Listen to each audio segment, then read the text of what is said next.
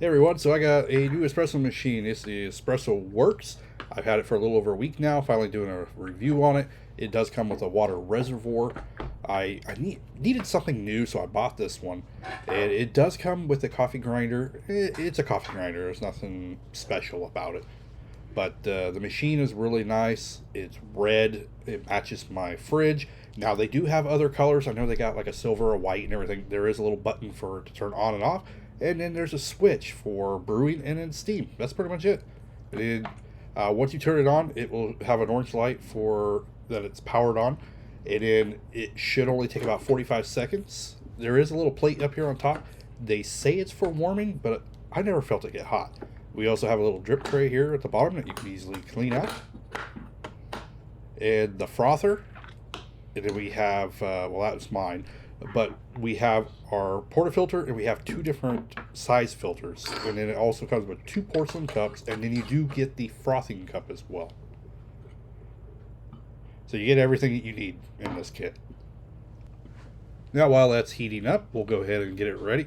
And actually the green light's already on, so it's ready. With our coffee and our portafilter, we'll go ahead and we'll get that in there.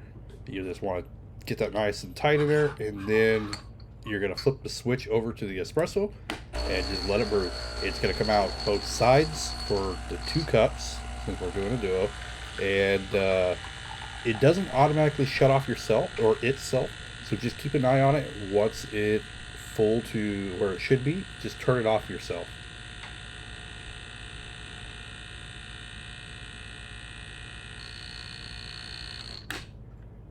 And there we go. So we got espresso really quick. And it's got a nice little foam right there on the top. So next we just need to use our frother, and then we'll make our coffee. Now I have just a little bit of milk in here. That's all I have in it. We're going to go ahead and we're going to have it on steam. It's going to take a couple seconds for it to kind of get going in there. And what you want to do if you want to get that nice foam is you want to put it towards the top, and then it's going to produce foam a lot quicker. If you just want it just to be a little bit hotter, just put it in just a little bit further. Overall, though, this thing froths really well. The last machine that I have, I did a video on it as well, but that machine, the frother just sucks compared to this. This one, I don't know if it's the design or if it's just the machine is better, but it does froth. You can see all the froth right there. It hasn't taken very long at all. It's pretty much ready. Now the cleanup is pretty easy. You'll just take that little rubber piece off, and then you can just wash it and rinse it out.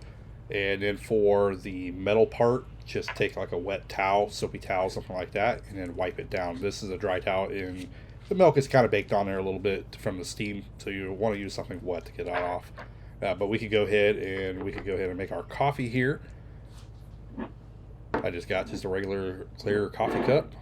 Now, I don't know how to do any of the fancy stuff, little fancy shapes or any of that.